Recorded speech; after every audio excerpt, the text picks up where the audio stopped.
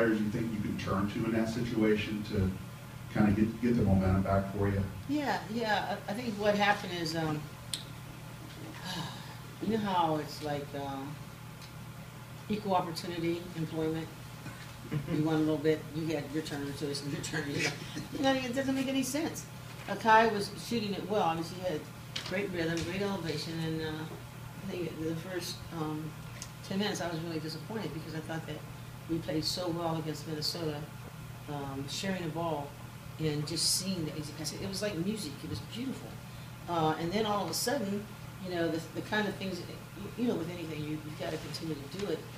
And the more you do it, the more you believe that's the way the game is played.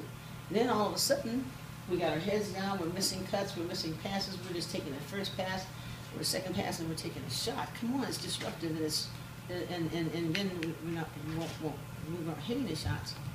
And so you're right, Kai, right from the beginning, and it could have been anyone. I mean, it could have been Tyler, for example, in the Minnesota game. I mean, I don't know if she hit either 8 or 12 straight points, you know, some of which were at the three-point range. She was on. You know, Benaja normally is playing very well, you know, so people that win learn how to go to the well until the well runs dry, you know, and that's what happened. I think that we got scared a little bit, decided to distribute the ball out more.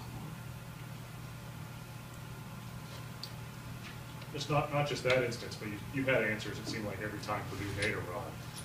Did you feel like your team responded every time Purdue got it close again? I thought that I really do think that we have bought into the notion that we have to play defense. I think most people that know me are probably stunned that I would even say that. But believe me, this is a different breed in that respect. And so that's one of the reasons why you didn't even see us play at 55.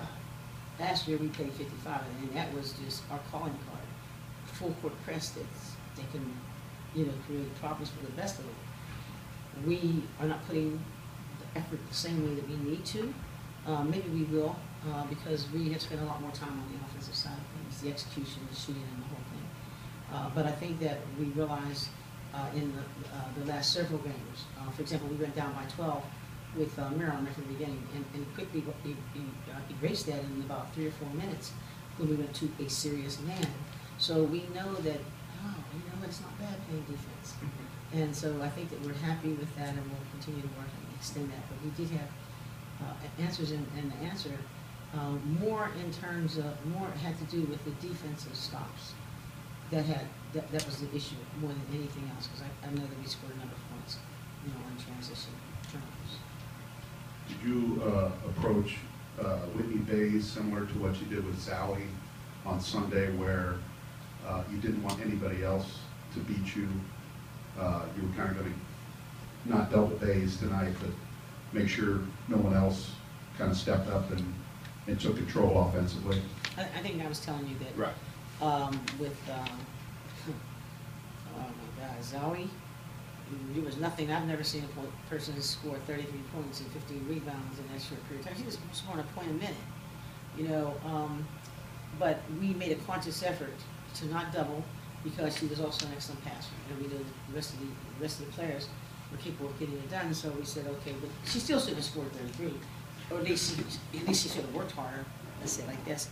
But the point for us was that Bays was similar. I think that Benaja Laney had her, and we didn't want anyone else to really switch on her. But we were dragging it, you know, in terms of our defensive assignments. So we started switching off, letting Benaja play somebody else in the guards. So but we just know that Bays is a great player and a tough matchup. So we just needed to be very aggressive. And even if she got it, I mean, even though we made a switch and Benaja wasn't the person that was on her, there were times that we would have a 5-6 guard on her.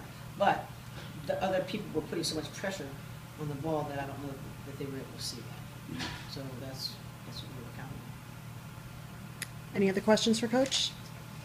Okay. Thank you, Coach. Thank you. Thank you.